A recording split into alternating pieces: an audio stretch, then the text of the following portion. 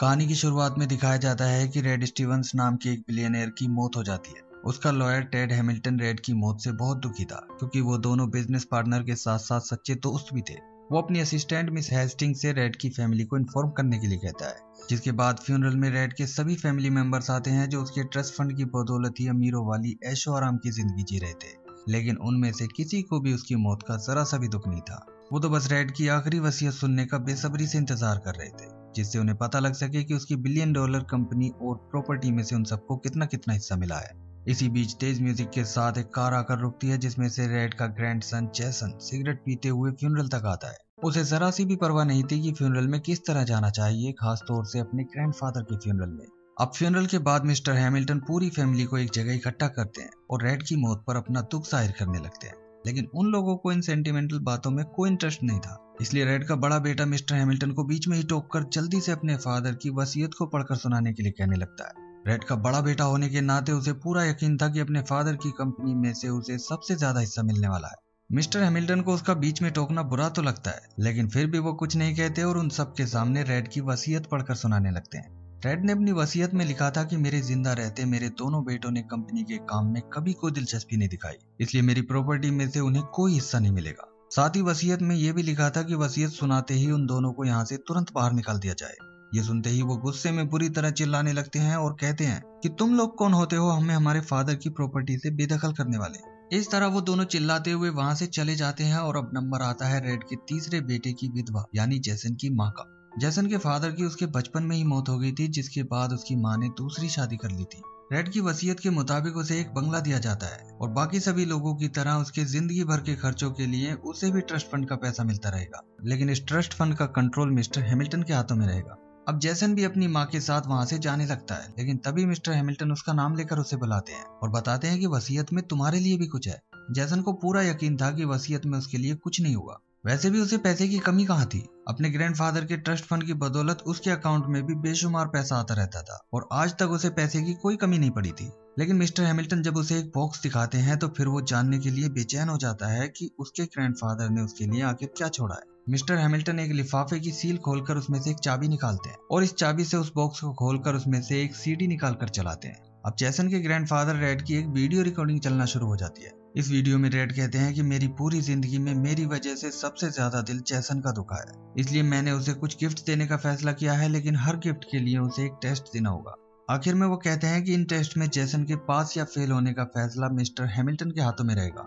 अब पहले गिफ्ट के लिए उसे अगले दिन सुबह 7 बजे की फ्लाइट से यहाँ से टेक्सास जाने के लिए कहा जाता है। जैसन सीधी सीधी बात जानना चाहता था कि मेरे ग्रैंडफादर ने मेरे लिए क्या छोड़ा है, लेकिन मिस्टर हैमिल्टन कहते हैं कि टेक्सास पहुंचकर तुम्हें सब पता लग जाएगा। इस पर जैसन चिढ़ जाता है और कहता है कि मुझे अपने ग्रैंडफादर से ना तो कोई उम्मीद है और ना ही मुझे उनका कोई गिफ्ट चाहिए। ये कहकर वो वहां से चला जाता है और शाम को अपनी एक पार्टी में वो अपनी गर्लफ्रेंड को ये सब बताता है। उसकी गर्लफ्रेंड समझाती है कि तुम्हें एक बार वहां जरूर जाना चाहिए, क्योंकि हो सकता है तुम्हारे ग्रैंडफादर ने तुम्हारे लिए वहां कोई बहुत बड़ी दौलत छोड़ रखी हो। इस तरह अगले दिन एयरपोर्ट पर वो बिगड़े शहजादे की तरह एंट्री करता है, जहाँ हैमिल्टन की असिस्टेंट मिसेस हेस्टिंग्स उसका टिकट लेकर तैयार खड़ी होती है।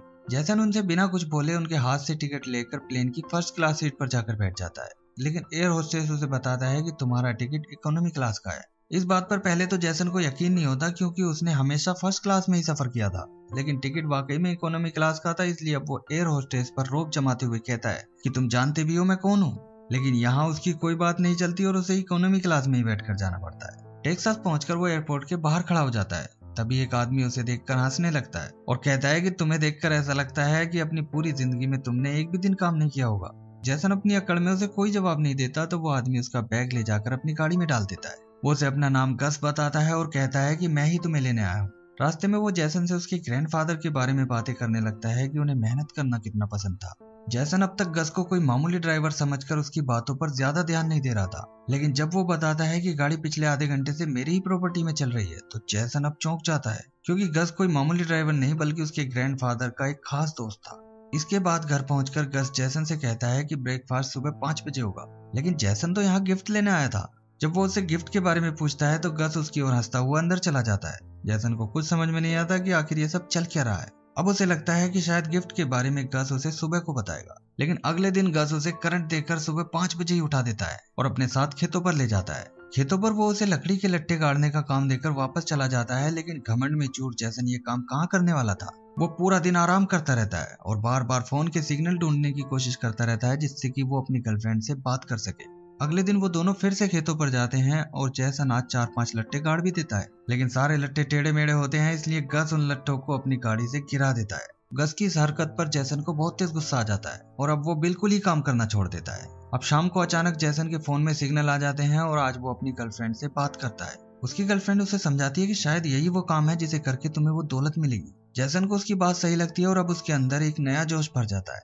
अब अगले दिन वो सबसे पहले उठकर नाश्ता कर लेता है। इसके बाद खेतों पर पहुंचकर वो पूरी मेहनत से काम में लग जाता है और इस बार वो सारे लट्ठे मजबूती के साथ एक सीधी लाइन में गाड़ता है। इस तरह वो पूरे 1 महीने तक बिना गड़बड़ी के पूरी लगन के साथ काम करता रहता है और अब उसे इस काम में मजा आने लगता है। गस भी उसे काम करता देखकर बहुत खुश होता है और अब वो ये काम किसी और को देकर उसे अपने साथ एयरपोर्ट ले जाता है। यहाँ वो जैसन से कहता है कि लगातार 1 महीने तक काम करके तुमने साबित कर दिया है कि अपनी जिंदगी में तुम कुछ भी कर सकते हो। जैसन एक बार फिर गस से उस गिफ्ट के बारे में पूछता है, लेकिन गस फिर से हंसता हुआ उसे छोड़कर वहां से चला जाता है। अब यहाँ से जैसन मिस्टर हैमिल्टन के ऑफिस जाकर गुस्से में कहता है कि मुझसे 1 महीने तक मजदूरों की तरह काम करवाया और तुम इसे गिफ्ट कहते हो।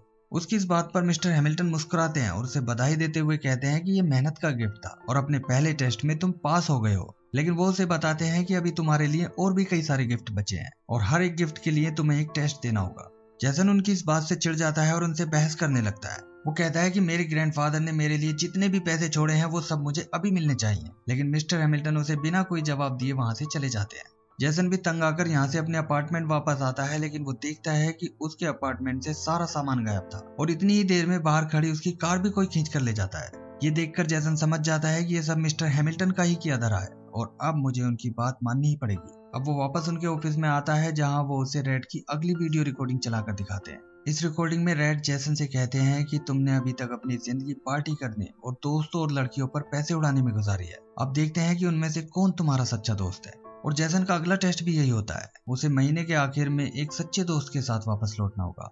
अब जैसन को अपनी गर्लफ्रेंड से मिले हुए पूरा 1 महीना हो चुका था, इसलिए आज वो उसे एक शानदार रेस्टोरेंट में ले जाकर वहाँ की सबसे महंगी शैंपेन खुलवाता है और पेमेंट के लिए अपना क्रेडिट कार्ड दे देता है। तभी वेटर उसे बताता है कि उसके क्रेडिट कार्ड में कोई पैसा नहीं है। पहले तो जैसन को यकीन नहीं होता, लेकिन जल्दी वो समझ जाता है कि ये सब मिस्टर हैमिल्टन ने किया है और ये उसके टेस्ट का ही एक हिस्सा है। अब वो अपनी गर्लफ्रेंड से एक झूठ बोलता है कि मैं अपने अकाउंट्स दूसरी बैंक में ट्रांसफर कर रहा हूँ, जिसकी वजह से फिलहाल मेरे पास पैसे नहीं है, तो क्या तुम आज का बिल पे कर सकती हो। ये सुनकर उसकी गर्लफ्रेंड रोने जैसा मुंह बना लेती है और कहती है कि तुम मुझसे बिल पे करने के लिए बोल रहे हो। ये सुनकर जैसन उसका मुंह देखता रह जाता है, लेकिन उसकी गर्लफ्रेंड ऐसी सिचुएशन में भी उसे छोड़कर चली जाती है। जैसे तैसे वो यहाँ से निकलकर अब अपने सभी दोस्तों के पास फोन करके उनसे हेल्प मांगता है, जिनके ऊपर वो तमाम पैसा उड़ाया करता था, लेकिन उसका एक भी दोस्त उसकी कोई भी हेल्प नहीं करता। यहाँ तक कि कोई उसे अपने यहाँ रात गुजारने के लिए भी हामी नहीं भरता।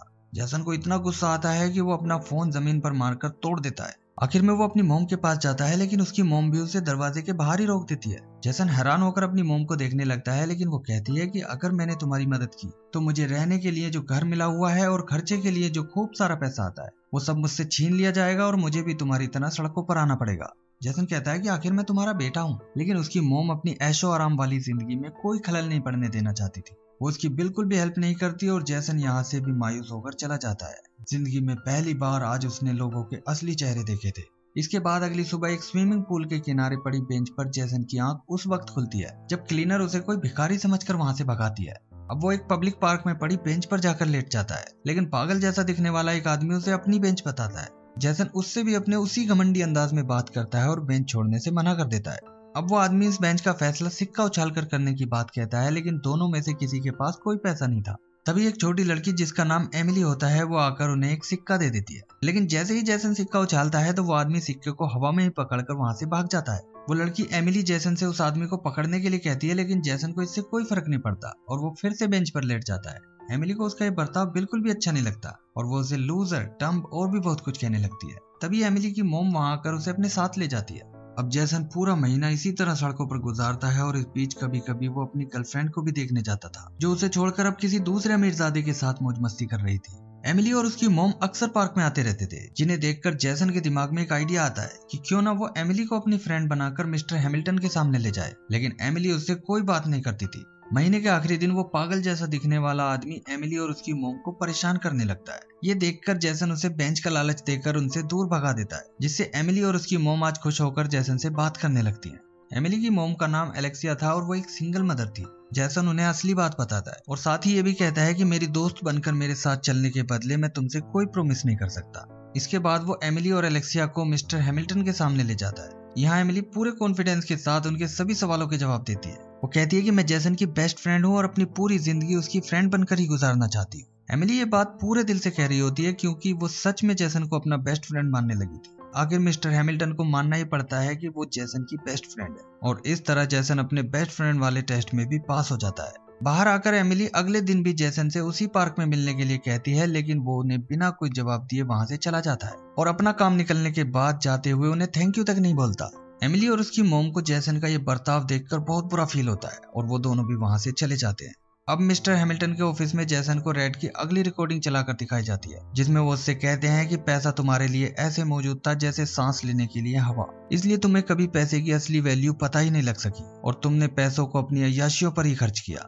वीडियो पूरी होने के बाद मिस्टर हैमिल्टन उसे $1500 का एक पे चेक देते हैं और कहते हैं कि टेक्सास में जो तुमने काम किया था ये उसी के पैसे हैं। अब वो उसे बताते हैं कि तुम्हारा अगला टेस्ट यही है कि तुम्हें इन पैसों को किसी ऐसे इंसान के ऊपर खर्च करना होगा जिसे इन पैसों की सबसे ज्यादा जरूरत हो। जैसन पूछता है कि आपको कैसे पता चलेगा कि मैंने पैसे कहाँ खर्च किए। इस पर मिस्टर हैमिल्टन मुस्कुराते हुए सिर्फ इतना ही कहते हैं कि हमें सब पता रहता है। जैसन अब उसी पार्क में चला जाता है और कुछ पैसे उस पागल से दिखने वाले आदमी को देना चाहता है, लेकिन वो आदमी उसे देखकर भाग जाता है और वहाँ एक पर्स छोड़ जाता है। जैसन पर्स को उठाकर देखता है तो उसे पता चलता है कि ये पर्स उसने एलेक्सिया से छीना था। इस पर्स में $1600 के हॉस्पिटल के बिल की एक स्लिप भी होती है जो कि एलेक्सिया ने अभी तक पे नहीं किया था।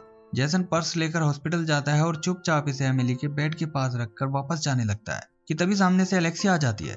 जैसन ये पैसे एलेक्सिया को देना चाहता है, लेकिन वो ये पैसे लेने से मना करते हुए कह देती है कि तुम फिर से मुझे और मेरी बेटी को एक गेम की तरह इस्तेमाल करोगे। ये कहकर एलेक्सिया तो एमिली के रूम की ओर चली जाती है, लेकिन यहाँ एक मजे की बात होती है कि मिस्टर हैमिल्टन ने जिस प्राइवेट जासूस को जैसन पर नजर रखने के लिए भेजा था, जैसन उसे पहचान लेता है और उसे वो $1500 देते हुए कहता है कि इनसे एमिली का बिल भर देना। इसके बाद वो मिस्टर हैमिल्टन के पास आकर अपने अगले टेस्ट के बारे में पूछता है और अब उसका अगला टेस्ट होता है थैंक्सगिविंग फेस्टिवल पर पूरी फैमिली के साथ बैठकर ये देखना कि वसीयत के बाद से अब तक उनमें कोई बदलाव आया है या नहीं। लेकिन इसके अभी कई दिन बाकी थे, इसलिए वो हॉस्पिटल के चर्च में जाकर एमिली से मिलता है। उसे जब से पता चला था कि एमिली बीमार है और उसकी मॉम एलेक्सिया उसके इलाज के लिए अकेली लड़ रही है, तब से उसे उन दोनों के लिए बहुत हमदर्दी हो गई थी। जैसन चाहे जैसा भी था, लेकिन एमिली उसे बहुत पसंद करती थी और चाहती थी कि जैसन का उसकी मॉम के साथ रिश्ता जुड़ जाए, जिससे उसकी मॉम भी अपनी जिंदगी में सेटल हो जाएगी। वो जैसन से ये बात कह भी देती है कि अगर वो उसकी मॉम को किस करेगा तो उसे बिल्कुल भी बुरा नहीं लगेगा। एमिली की ये क्यूट सी बातें सुनकर जैसन मुस्कुराने लगता है और वो महसूस करता है कि उसे भी एमिली के साथ बहुत ज्यादा लगाव होता जा रहा है।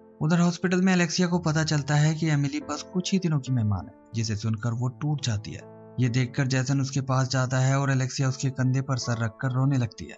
बाद में दोनों हॉस्पिटल के कैफे में बैठकर बातें भी करते हैं। एलेक्सिया उसे थैंक्स कहती है क्योंकि वो समझ गई थी कि उसका $1500 का हॉस्पिटल का बिल जैसन ने ही पे किया था।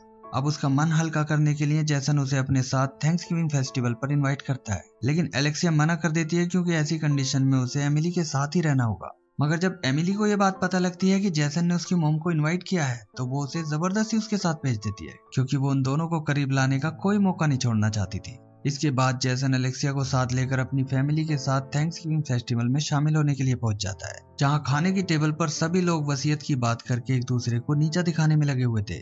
जैसन के अंकल आंटी से मिलकर एलेक्सिया हैरान थी कि उन सभी लोगों के अंदर किस कदर लालच भरा हुआ था, यहाँ तक कि वो अपने मरे हुए बाप के बारे में भी उल्टी सीधी बातें कर रहे थे। हालांकि वो लोग अभी भी ट्रस्ट फंड के पैसे पर ही मौज कर रहे थे, लेकिन वसीयत में से कुछ खास न मिलने पर वो अपने बाप को खूब बुरा भला कह रहे थे। अब यहाँ ये सवाल उठने लगता है कि इतनी बड़ी प्रॉपर्टी आखिर किसके हिस्से में आई है।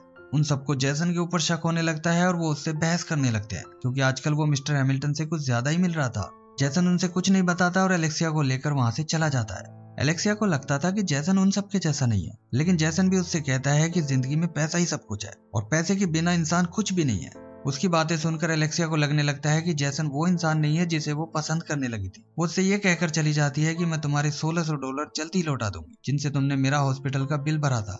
जैसन उसे जाते हुए बस देखता रह जाता है और उससे कुछ नहीं कह पाता। अब उसे अपने अगले टेस्ट के लिए यहाँ से काफी दूर साउथ अमेरिका के गाँव में जाकर एक लाइब्रेरी में काम करना था। जैसन उस जगह का नाम सुनते ही वहां जाने से मना करने लगता है क्योंकि ये वही जगह थी जहां एक प्लेन क्रैश में उसके फादर की मौत हुई थी और उनकी मौत का जिम्मेदार जैसन अपने ग्रैंडफादर को ही मानता है क्योंकि उन्होंने ही उसके फादर को वहां भेजा था। आखिर मिस्टर हैमिल्टन के समझाने पर वो वहां जाने के लिए तैयार हो जाता है। जाने से पहले वो एलेक्सिया से कुछ कहना चाहता था, लेकिन फिर वो बिना कुछ कहे वहां से जाने लगता है। तब एमिली पीछे से उससे कहती है कि मैं क्रिसमस पर तुम्हारे लौटने का इंतजार करूंगी। अब जैसन को एक प्राइवेट प्लेन से साउथ अमेरिका के उस गांव में पहुंचा दिया जाता है। यहाँ वो एक छोटी सी लाइब्रेरी में काम करने लगता है जो बरसों पहले उसके फादर ने ही शुरू की थी। इस लाइब्रेरी में उसे एक पुराना लेटर मिलता है जो बचपन में उसने ही अपने फादर के लिए लिखा था। इसमें उसने लिखा था कि मुझे अपने बर्थडे पर कोई गिफ्ट नहीं चाहिए, बस आप जल्दी से घर आ जाओ, मैं आपको बहुत मिस कर रहा हूँ। इस लेटर को पढ़कर जैसन बहुत इमोशनल हो जाता है क्योंकि इसके बाद उसके फादर कभी घर लौट कर नहीं आए थे। एक दिन लाइब्रेरी में काम करते हुए एक आदमी उससे कहता है कि मैं उस रात वहीं था जहाँ तुम्हारे फादर की मौत हुई थी। जैसन उस आदमी से अपने साथ उस जगह चलने के लिए कहने लगता है, लेकिन वो आदमी उसे ले जाने से मना कर देता है और कहता है कि वहाँ लुटेरों का एक खतरनाक गैंग रहता है, इसलिए मैं अपनी जान जोखिम में नहीं डालना चाहता। लेकिन अगली सुबह जैसन अकेला ही उस जगह को देखने के लिए निकल जाता है। तभी वो देखता है कि वो आदमी भी पीछे से उसकी कार में चढ़ गया था। उस जगह पहुंचकर जैसन कुछ देर के लिए अपने डैड की यादों से जुड़ जाता है कि तभी लुटेरे आकर उन्हें पकड़ लेते हैं और फिरौती के लिए जंगल में उन्हें एक जगह बंद कर देते हैं। इस तरह उन्हें कई हफ्ते उन लुटेरों की कैद में बीत जाते हैं और जैसन यहाँ से निकलने की सारी उम्मीद खो देता है। एक दिन लुटेरे उनकी आंखों पर पट्टी बांधकर उन्हें कैद खाने से बाहर लाते हैं। अचानक वो लोग हवा में गोली चलाने लगते हैं और आपस में मैरी क्रिसमस कहने लगते हैं। दरअसल ये उनके क्रिसमस मनाने का अंदाज था। इसके बाद वो उनकी आंखों की पट्टी खोल देते हैं, लेकिन जैसन पूरी तरह डर गया था। ऊपर से लुटेरों का लीडर कहता है कि कल उन सबको मार दिया जाएगा, जिससे जैसन अब और भी डर जाता है। इसके बाद उन्हें फिर से कैद में डाल दिया जाता है, लेकिन जैसन अब यहाँ से बाहर निकलने की कोशिश करने लगता है। उसकी किस्मत अच्छी थी जो आज किसी ने उसका दरवाजा ठीक से बंद नहीं किया था। वो कैद खाने से निकलकर बस भागता ही जाता है और पीछे मुड़कर नहीं देखता। लेकिन एक जगह आकर वो रुक जाता है और उसे एहसास होता है कि जो आदमी अपनी जान जोखिम में डालकर मुझे यहाँ लेकर आया था, उसे मैं इस तरह छोड़कर नहीं जा सकता। अब वापस जाकर वो पहरेदार के सर पर वार करके उसे बेहोश कर देता है और जल्दी से उस आदमी को अपने साथ लेकर वहां से भागने लगता है। पीछे से लगातार उन्हें ढूंढने और गोली चलने की आवाजें आती रहती हैं, लेकिन जैसन उस आदमी को साथ लेकर बस भागता ही रहता है और बचकर वहां से निकल जाता है। अब यहाँ से वापसी में जब वो एयरपोर्ट पहुंचता है तो एलेक्सिया उसका इंतजार कर रही होती है। वो दोनों एक दूसरे के गले लग जाते हैं और जैसन प्रॉमिस करता है कि अगले साल क्रिसमस हम सब साथ में मनाएंगे। लेकिन एलेक्सिया कहती है कि अब कोई अगला क्रिसमस नहीं आएगा। जैसन समझ जाता है कि वो एमिली की वजह से ऐसा कह रही है, क्योंकि एमिली अब बस कुछ ही दिनों की मेहमान थी। अब वो हॉस्पिटल में एमिली से मिलने जाता है जो बहुत उदास और कमजोर लग रही थी। वो उसके क्रिसमस में आने से नाराज थी, इसलिए जैसन प्यार से उसके गाल पर किस करता है और कहता है कि मैं तुम्हें बहुत मिस करता था। एमिली उससे कहती है कि मैं क्रिसमस पर हॉर्स राइडिंग करना चाहती थी। जैसन उससे कहता है कि मुझे कुछ वक्त चाहिए, लेकिन एमिली उसे बीच में ही रोककर कमजोर आवाज में कहती है कि मुझे हॉर्स राइडिंग के लिए अभी जाना है। अब जैसन मिस्टर हैमिल्टन को कॉल करके उनसे एक प्राइवेट जेट के लिए रिक्वेस्ट करता है। मिस्टर हैमिल्टन उससे मना करने लगते हैं, लेकिन उनके असिस्टेंट उनकी बात को बीच में ही रोककर उसके लिए एक प्राइवेट जेट का इंतजाम कर देती हैं और मिस्टर हैमिल्टन भी अब कुछ नहीं कह पाते। अब जैसन एमिली और एलेक्सिया को लेकर टेक्सास जाता है, जहां गस ने अपना घर क्रिसमस लाइट से सजा रखा था। एमिली यहाँ आकर बहुत खुश थी, लेकिन जैसन को पता चलता है कि एमिली को हॉर्स राइडिंग पसंद ही नहीं थी। ये सब उसने अपनी मॉम के लिए किया था, क्योंकि हॉर्स राइडिंग उसकी मॉम एलेक्सिया का ड्रीम था। अगले दिन तीनों गस के साथ हॉर्स राइडिंग के लिए जाते हैं, जहां जैसन एलेक्सिया के साथ घोड़े से उतरता है और उससे कहता है कि एमिली की खातिर हमें कुछ करना होगा। अब वो एलेक्सिया को किस करता है, जिसे देखकर गस और एमिली भी मुस्कुराने लगते हैं। अगली रिकॉर्डिंग में उसके ग्रैंडफादर जैसन से उसका कोई ड्रीम पूछते हैं जिसे वो पूरा करना चाहता हो। जैसन को कुछ नहीं पता था कि उसका क्या ड्रीम है। अब तक तो वो बस मौज मस्ती करना चाहता था, लेकिन वो एमिली से उसका ड्रीम पूछता है। एमिली बताती है कि मैं बस उन लोगों के साथ रहना चाहती थी जो मुझे प्यार करते हैं और जो आपस में भी प्यार करते हैं, और मेरा ये ड्रीम आज पूरा हो गया है। अगले दिन मिस्टर हैमिल्टन के ऑफिस में जैसन कहता है कि मैं नहीं जानता मेरा ड्रीम क्या है, लेकिन मैं दूसरों के ड्रीम पूरा करना चाहता हूँ। मिस्टर हैमिल्टन मुस्कुराकर बताते हैं कि उसके ग्रैंडफादर ने उससे जैसे जवाब की उम्मीद की थी, उसने बिल्कुल वैसा ही जवाब दिया है। इसलिए उसे $100 मिलियन का एक चेक दिया जाता है और इस अमाउंट को वो जैसे चाहे खर्च कर सकता था। जैसन अपने ड्रीम को हकीकत में बदलने के लिए पूरी मेहनत से लग जाता है। वो एक ऐसा हॉस्पिटल बनाना चाहता है जिसमें सीरियस बीमारियों का इलाज करा रहे बच्चों के पेरेंट्स के रहने के लिए एक कॉम्प्लेक्स भी होगा। साथ ही उन्हें फाइनेंशियल सपोर्ट देने के लिए एक एम्प्लॉयमेंट सेंटर भी बनाया जाएगा जो उन्हें पार्ट टाइम जॉब दिलवाने में मदद करेगा। इस प्रोजेक्ट को $350 मिलियन की इन्वेस्टमेंट की जरूरत होती है। वो मिस्टर हैमिल्टन समेत सभी इन्वेस्टर्स को इस प्रोजेक्ट में इन्वेस्ट करने के लिए तैयार कर लेता है। अचानक मीटिंग के बीच में ही एलेक्सिया के फोन पर एक कॉल आती है, जिसके बाद वो जैसन से बिना कुछ कहे तुरंत वहां से बाहर निकल जाती है। जैसन भी उसके पीछे हॉस्पिटल जाता है, जहां पहुंचकर वो एमिली के रूम में से एलेक्सिया के रोने की आवाज सुनता है। वो समझ जाता है कि एमिली अब इस दुनिया में नहीं रही और वो दोनों एमिली को याद करके कई दिनों तक रोते रहते हैं। इसके कुछ दिनों बाद वो एलेक्सिया के साथ अपने हॉस्पिटल की फाउंडेशन रखता है, जिसका नाम उसने एमिली के नाम पर ही रखा होता है। अब मिस्टर हैमिल्टन उसे अपने ऑफिस बुलाकर उसके ग्रैंडफादर का फाइनल मैसेज दिखाते हैं, जिससे पता चलता है कि वो अपने सबसे होनहार बेटे यानी जैसन के फादर की मौत से वो कितना टूट गए थे। साथ ही जैसन को पता चलता है कि वो उससे भी कितना प्यार करते थे। शायद इसीलिए उन्होंने इन टेस्ट के जरिए उसे एक बेहतर इंसान बनाने की कोशिश की और वो इसमें कामयाब भी रहे। उनका ये आखिरी मैसेज सुनकर जैसन बहुत ही इमोशनल हो जाता है और आज वो कहता है कि मैं भी आपसे बहुत प्यार करता हूँ। इसके बाद मिस्टर हैमिल्टन उसे अपने पास बुलाकर एक वसीयत पढ़ना शुरू कर देते हैं, जिसके मुताबिक जैसन को उसके ग्रैंडफादर रेड स्टीवंस की $2 बिलियन की पूरी कंपनी का मालिक बनाया गया था। वसीयत सुनकर जैसन हैरान रह जाता है और कुछ देर के लिए उसे अपने कानों पर यकीन नहीं होता। इसके बाद मिस्टर हैमिल्टन अपने दोस्त रेड को याद करते हैं और अब वो रिटायर होने का फैसला करते हैं। आखिर में जैसन और एलेक्सिया को एक साथ दिखाया जाता है और इसी के साथ ये मूवी एंड हो जाती है।